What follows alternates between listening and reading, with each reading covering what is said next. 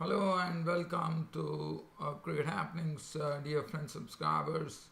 As far as today's Cricket Happenings show goes, I'll have to say that Darren Lehmann, the coach of the Australian cricket team, in the wake of the recent episode that happened with the ball tampering incident, which included the captain himself, Stephen Smith, the vice captain, David Warner, and Cameron Bancroft, has triggered a resignation from the Australian coach Lehmann, who, after 5 years of being the coach of the Australian cricket team, has decided that after seeing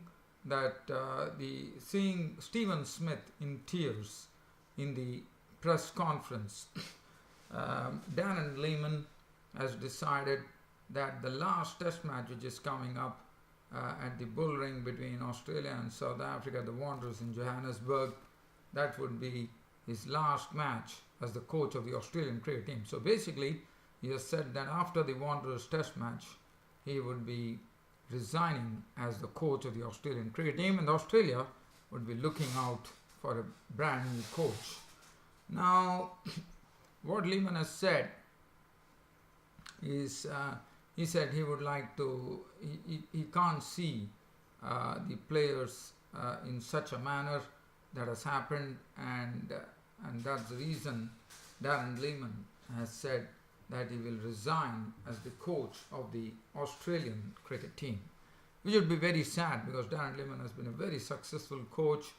I mean, it's not only the players now which has crippled Australia, not only the incident that has actually put the whole country in cricketing gloom, and now comes the news that Darren Lehmann, who definitely was not a part of it, after looking at the way Stephen Smith had that tears, Stephen Smith broke down, as you know, and Lehmann has been very moved by that, and he has decided that he will resign as the Australian cricket coach, which is again going to hit Australia very, very hard, especially considering that in 2019 the World Cup is coming.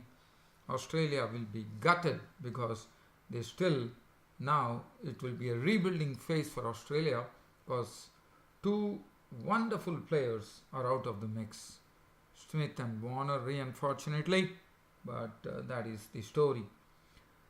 Now, the other cricket news, while I am talking to you, I will come back to that as I can just give you a live update here coming in from Christchurch, where the second test match is being played, where New Zealand have reduced England after the luncheon interval to 108 for 5 with some splendid bowling from both Trent Boult and Tim Southee at either end, which has really, they lost 3 wickets for 1 run after resuming after lunch, and they are in some real trouble with Ben Stokes and Jonathan Bairstow in the middle.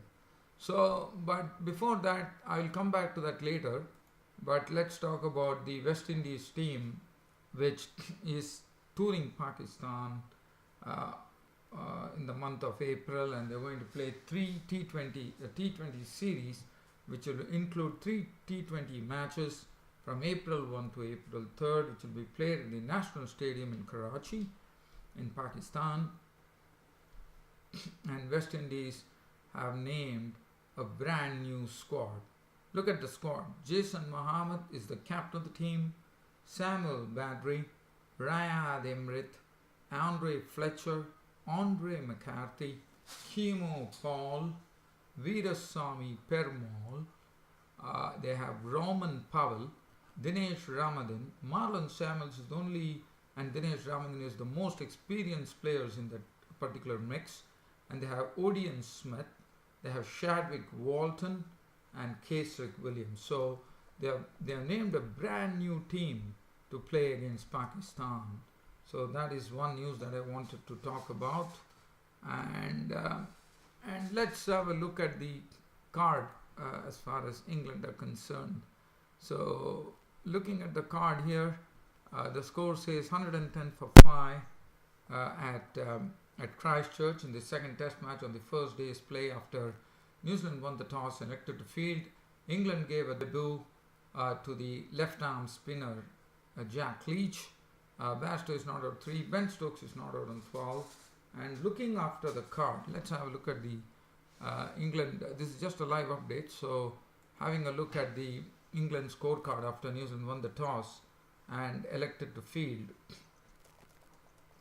Well, if you look at the card there, in fact, Trent Boult drew first blood initially in the morning when he clean bowled Alistair Cook with a wonderful delivery. He was gone for 2.